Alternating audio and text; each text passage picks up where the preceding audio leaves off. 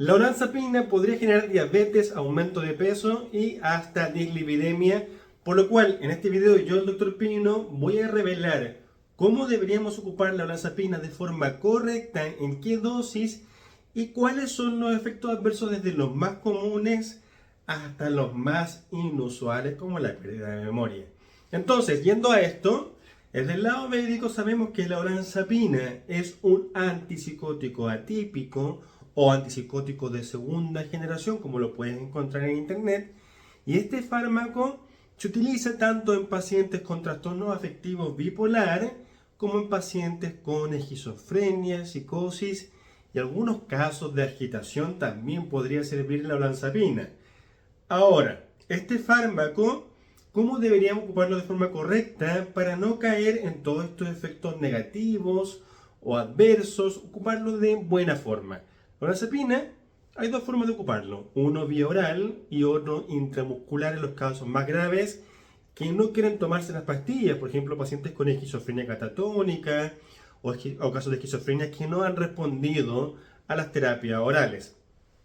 La olanzapina, entonces, lo más común es que en el día a día se te deje o se te indique de forma ambulatoria vía oral, o sea, en pastillas. Hay pastillas tanto de 5 y 10 miligramos, de lo más común. Hay otras presentaciones, sí, pero no son tan comunes, al menos acá en Latinoamérica.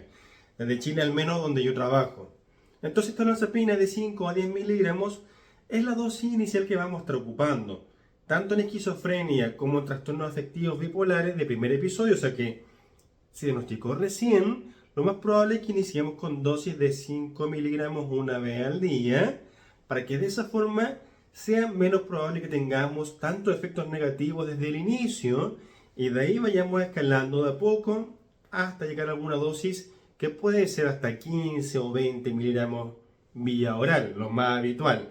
Fuera de eso, sí, hay casos reportados que se han usado dosis más altas que 20, pero no está aprobado por la FDA, que es la regulación de estos medicamentos en Estados Unidos.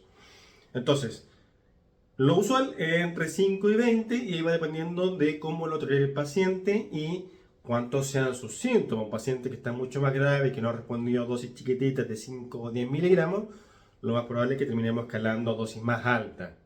Sabiendo entonces qué es esta olanzapina, que es un antipsicótico, y sabiendo cómo se presenta y en qué dosis se utiliza, me gustaría explicar el mecanismo de acción. O sea, qué hace en tu cerebro la olanzapina que te ayuda de alguna forma con estos síntomas de psicosis o estos síntomas afectivos, como esta afectividad alterada. Principalmente la olanzapina tiene un mecanismo de acción en los receptores de dopamina y en los receptores de serotonina, ayudando muchas veces esta inhibición de los receptores de dopamina a disminuir los síntomas psicóticos, como estos pensamientos delirantes, las alucinaciones, estas personas que ven cosas o que escuchan voces. Podría ayudar esta inhibición de los receptores de dopamina, principalmente dopamina 2. Y la serotonina va a potenciar de alguna forma este efecto con la dopamina y también va a ayudar un poquito a los trastornos más afectivos o a los síntomas más afectivos de la esquizofrenia. Entonces, no todo el mundo va a requerir usar la olanzapina, casos puntuales, principalmente patologías psiquiátricas graves. Hay otros pacientes con mucha irritabilidad, impulsividad y otras alteraciones que sí, también vamos a dejar la olanzapina, pero es menos habitual.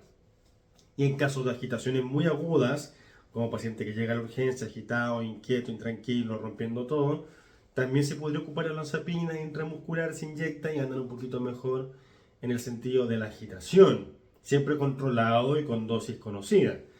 Entonces ya vimos qué es la olanzapina, mecanismos de acción, cómo funciona en tu cerebro, y ahora me gustaría que abordáramos el tema que nos interesa realmente en este video, que eran los efectos adversos. Los más comunes, de los que ya mencioné, aumento de peso, aumento de apetito.